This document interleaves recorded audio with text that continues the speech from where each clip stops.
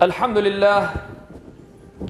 لله ثم الحمد لله إن الحمد لله نحمده ونستعينه ونستغفره ونعوذ بالله من شرور أنفسنا ومن سيئات أعمالنا من يهده الله فلا مضل له ومن يضلل فلا هادي له نشهد أن لا إله إلا الله وحده لا شريك له ونشهد أن سيدنا وسندنا ومولانا محمدا عبده وحبيبه ورسوله أما بعد فيا عباد الله اتقوا الله وأطيعوا إن الله مع الذين اتقوا والذين هم محسنون قال الله تعالى في محكم كتابه الكريم بسم الله الرحمن الرحيم إن عدة الشهور عند الله 12 شهرا في كتاب الله يوم خلق السماوات والأرض منها 4 حرم صدق الله العظيم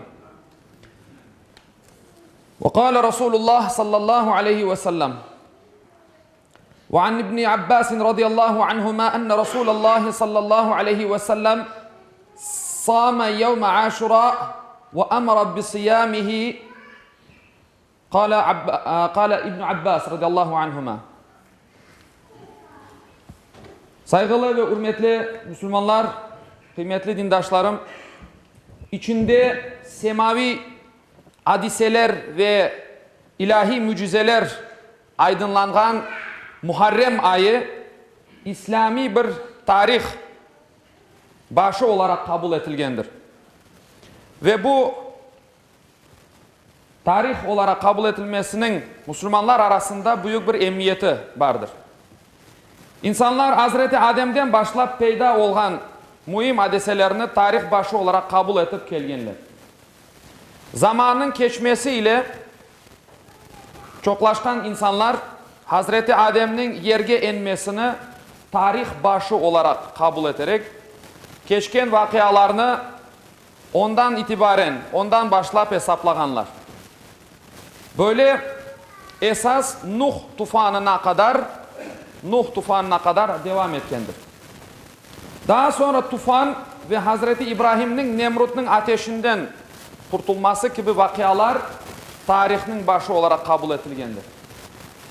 Müslümanlar İslam'ın yücelmesine sebep olan ve bir yanı dönümünü teşkil etken Resulullah sallallahu aleyhi ve sellem Efendimiz'in Medine'ye hicretini tarih başı olarak kabul etkenler. Hicretten sonra toplangan İslam Şurası'nda muhtelif tekliflerinin arasında Hazreti Ali'nin noktayı nazarı kabul edilip ilk İslam muhacirlerinin Muharrem ayında koçmeleri sebebi ile bu ay tarih başı olarak kabul edildi. Muharrem ayının İslamiyet'ten evvelge uzangan bir şureti ve kıymeti vardır. Aytabilemiz ki Muharrem bütün insaniyetin tarihinde yeri bulungan bir gündür. Bu sene Muharrem'nin 1'i Ağustos'un 31'ine rast geldi ve Hicri 1441. Senenin başı olarak bizler inşallah bu yılımızga başladık. Bu ayının 10. gününe doğru kelgen Aşır günü birçok mucizeler ortaya çıkandır. Bu senede inşallah 9 sentyabr günde Muharrem ayının 10. günüdür.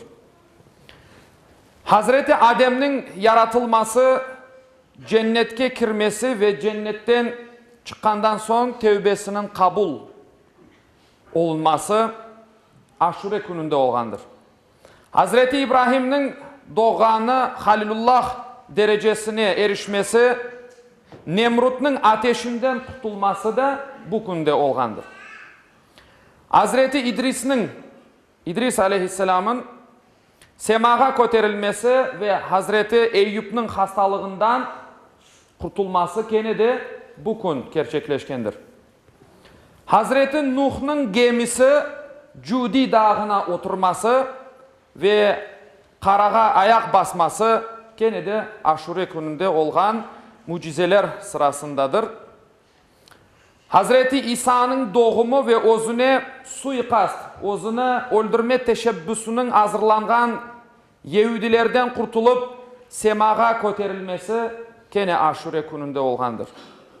Hazreti Musa'nın ve ümmetlerinin Firavundan kurtulması ve Firavun'un suğa boğulması gibi kerametler olup geçkendir tarihte.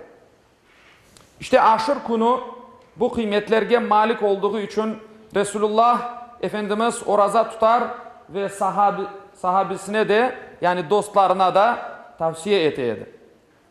Biz bir hadis-i şerifinde Peygamberimiz şöyle buyurmakta: Ramazandan sonra orazalarının en faziletlisi Allah'ın ayı olgan Muharrem'de tutulgandır. Farzlardan sonra namazlarının en faziletlisi gece namazıdır. Yani teheccüd namazına işaret var. Abdullah İbn Abbas demekte ki Resulü Ekrem sallallahu aleyhi ve sellem Aşur günü oraza tuttu ve bizlerge de o günün orazasını tutmağa emir etti. Sahabiler de ey Allah'ın Resulü, o Aşur günü Yahudi ve Nasranilerinin yani Hristiyanlarının büyük saydıkları bir gündür dediler. Peygamberimiz de gelecek sene inşallah 9'u ve 10'unu birge tutarımız deyip cevap vergendir. Yani Peygamber Efendimiz Hristiyanlarga ve Yahudilerge oşamamak için Aşure gününde tek Aşure gününde değil de ya bir gün o gündeki gün ya da Aşure'den sonraki bir günü Aşure gününden beraber tutmağa tavsiye etti. Ertesi yıl Muharrem gelmezden Peygamberimiz vefat etti. İbn Abbas radıyallahu anh demekte ki men Resulullah sallallahu aleyhi ve sellem'nin Ramazan ayının ve Aşur gününün orazasını başka hiçbir günün orazasından üstün tutarak araştırganını görmedim. Aşur günü kelgeninde yapılgan her bir hayırının savabı kat kat artkaç verilir.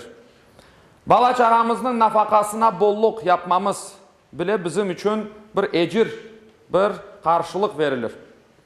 Resulullah Efendimiz buyurmakta ki kim ailesi azalarına, kim korantasına Aşur günü nun nafakası yani aşır aşını bol bol verir ise, bol tutar ise Allah da ona senenin sonuna, yılın sonuna kadar ona bolluk verir de buyurgandır.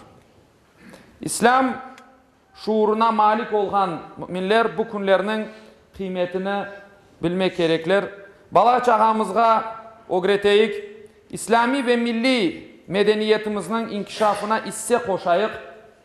Cümlemizge Hicri 1441 yıl hayırlı ve mübarek olsun ve hayırlarga vesile olsun inşallah.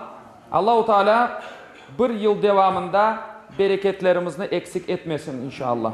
Allah-u Teala şu mübarek günler sayesinde bütün Müslüman ümmetine birlik, mabetlik nasip etsin.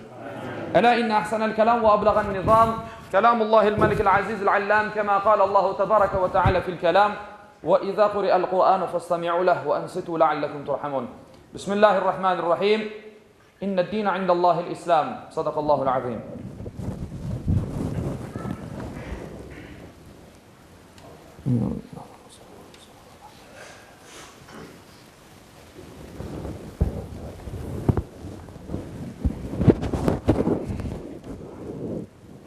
Elhamdülillahi hamden kamilina, salatu vesselamu ala Resulina Muhammedin ve ala alihi ve sahbihi ecma'in. تعظيما لنبيه وتكريما لفخامة شان شرف صفيه فقال عز وجل من قائل مخبرا وآمرا إن الله وملائكته يصلون على النبي يا أيها الذين آمنوا صلوا عليه وسلموا تسليما اللهم صل على محمد وعلى آل محمد كما صليت على إبراهيم وعلى آل إبراهيم إنك حميد مجيد. اللهم بارك على محمد وعلى آل محمد كما باركت على إبراهيم وعلى آل إبراهيم إنك حميد مجيد. اللهم وارض عن الأربعة الخلفاء سيدنا أبي بكر وعمر وعثمان وعلي ذوي الصدق والوفاء، وعن الأنصار والمهاجرين والتابعين إلى يوم الجزاء، وعن كافة المؤمنين والمؤمنات والمسلمين والمسلمات الأحياء منهم والأموات بفضلك ورحمتك إنك سميع قريب مجيب الدعوات برحمتك. عباد الله، إن الله يأمر بالعدل والإحسان وإيتاء ذي القربى وينهى عن الفحشاء والمنكر والبغي يعظكم لعلكم تذكرون. Okuğanım ayette Yüce Allah şöyle buyura: şüphesiz Allah adaletini, yaxşılık yapmakını ve soy sopka yardım etmekini emir eder. Edepsizlik, terbiyesizlik, fenalık, isyan etip zulüm işlemekni de yasaklar. Düşünüp uymanız için sizlerge nasihat verir. Cumanız hayırlı ve mübarek olsun inşallah.